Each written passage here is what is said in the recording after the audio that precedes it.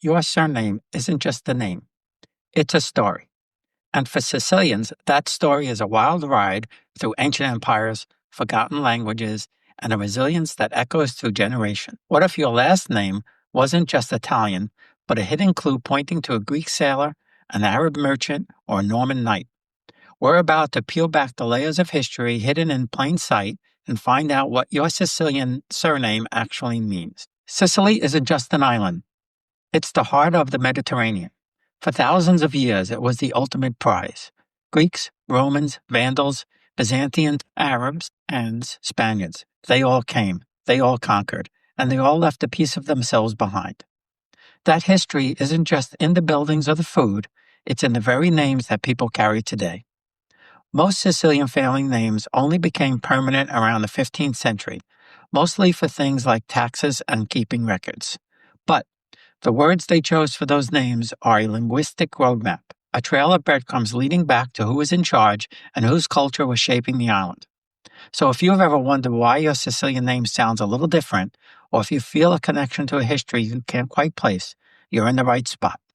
We're taking a journey through time, starting with the very foundations of Sicilian culture. Long before Rome was even a thing, Sicily was a crown jewel of the Greek world, a key part of Magna Graecia, or Greater Greece. For over 500 years, starting in the 8th century BC, Greek colonies ran the island. Cities like Syracuse, Agrigento, and Messina were hotspots of Greek art, philosophy, and language. That influence never really went away. It was absorbed, it evolved, and it pops up in surnames we still see today. Now, here's a key point. Having a name with a Greek root doesn't mean you're a direct descendant of some ancient Athenian. It's more about the deep linguistic impression that stuck around for centuries. People often adopted surnames from words that were just part of the local dialect, which was already a rich stew of languages. Take the name Greco, one of the most common surnames in Sicily.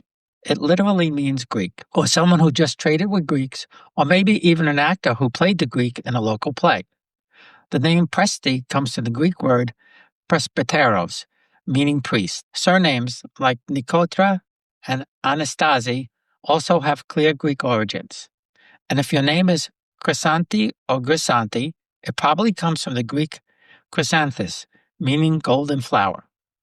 These names are echoes of a time when Sicily was one of the brightest stars in the Hellenic world. After Rome fell and the Byzantines had their turn, a new power swept across the Mediterranean: the Arabs.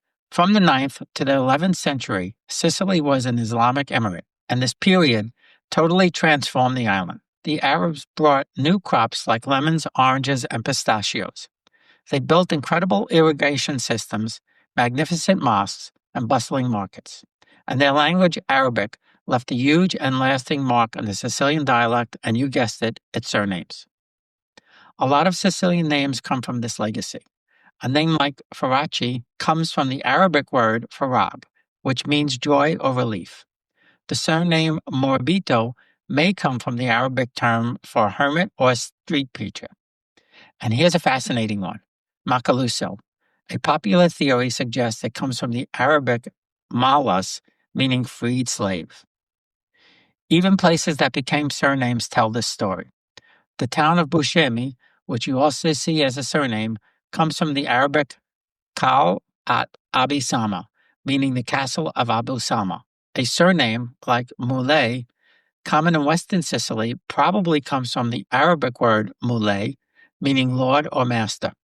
And the name Miena, despite its modern notoriety, has a much more complex story. While some connect it to the Sicilian word for queen, many etymologists believe it actually developed as a variation of the popular name Caterina. These names are proof of a time when Palermo was one of the most glorious cities in the world, a jewel of the Islamic Golden Age. The Arab Emirate ended when a new group of ambitious warriors showed up, the Normans. These guys were descendants of the Vikings who had settled in northern France. They came to southern Italy as mercenaries and within a century became kings. The Norman conquest of Sicily, which kicked off in 1061, was led by men like Roger de Hauteville. They were brilliant warriors and administrators who created a kingdom famous for its tolerance and its unique blend of Latin, Greek, and Arab cultures. The Normans brought Norman French names and a feudal system that heavily influenced how surnames were developed. One of the coolest trends was Norman knights taking the name of the land they were given as their new family name. So a knight named Robert, who got the land of Paterno, may suddenly be known as Roberto di Palermo. This is why many noble Sicilian families have names that sound Italian, Greek, or even Arabic.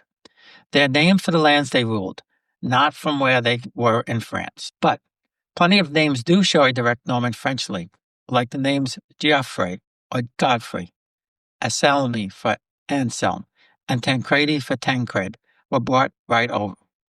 Other examples include Arneo from the French Arnaud and Grimaldi from the Germanic name Grimaud, which the Normans brought with them. You can even find the name Altavilla, the Italian version of Hauteville, the dynasty of Sicilian's first Norman knights.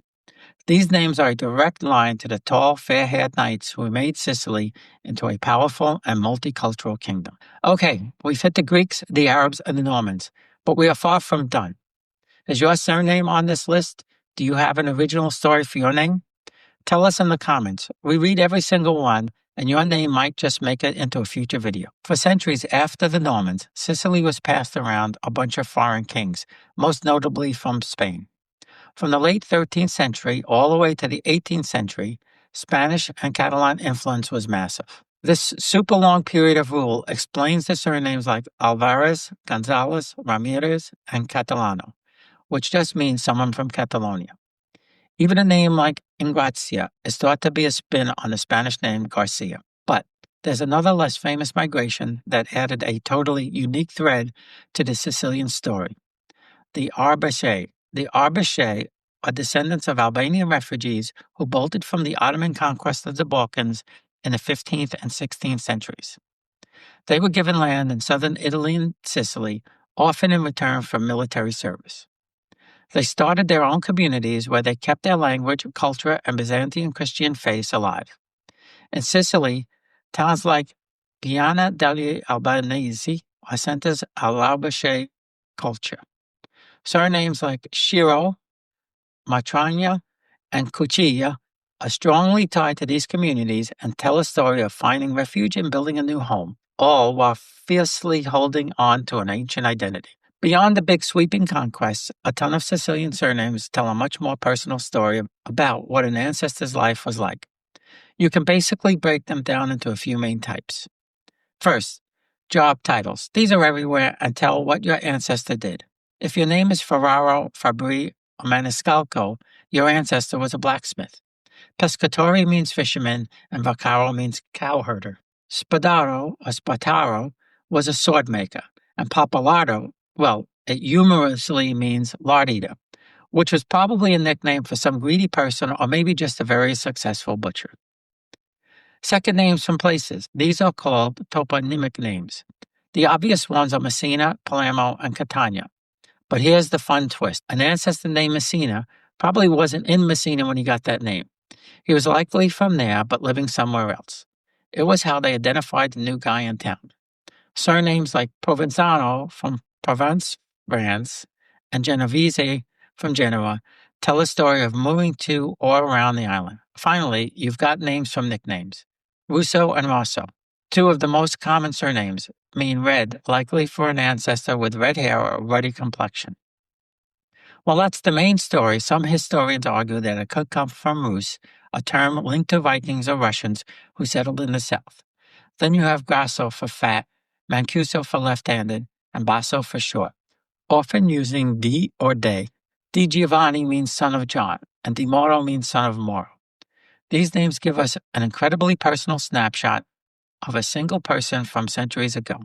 There's one last group of names, and this one tells a story of hardship and survival. These are the names given to foundlings, orphans, or illegitimate children left to churches or convents.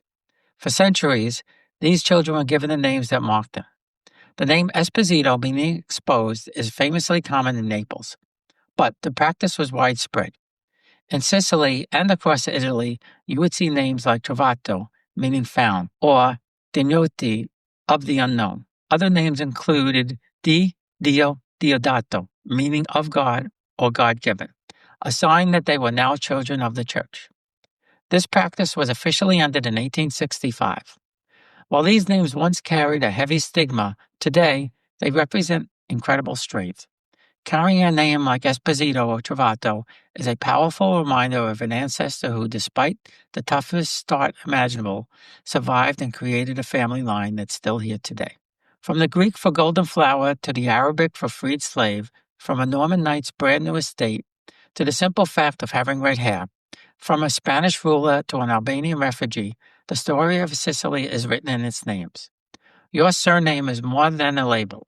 It's the final word in a sentence that history has been writing for thousands of years. It proves that every invasion, every migration, and every cultural clash did not erase what came before.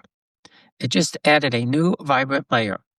So the next time you say your name, remember that you're speaking the language of ancient history. You're carrying the memory of sailors, merchants, knights, and farmers. That's not just heritage. That's a living history woven into your very identity. If you found a story in your name, please subscribe and hit that bell for more journeys into our shared past. We're already planning a part 2 based on the names that you're sharing in the comments. So don't be shy. Thanks for watching.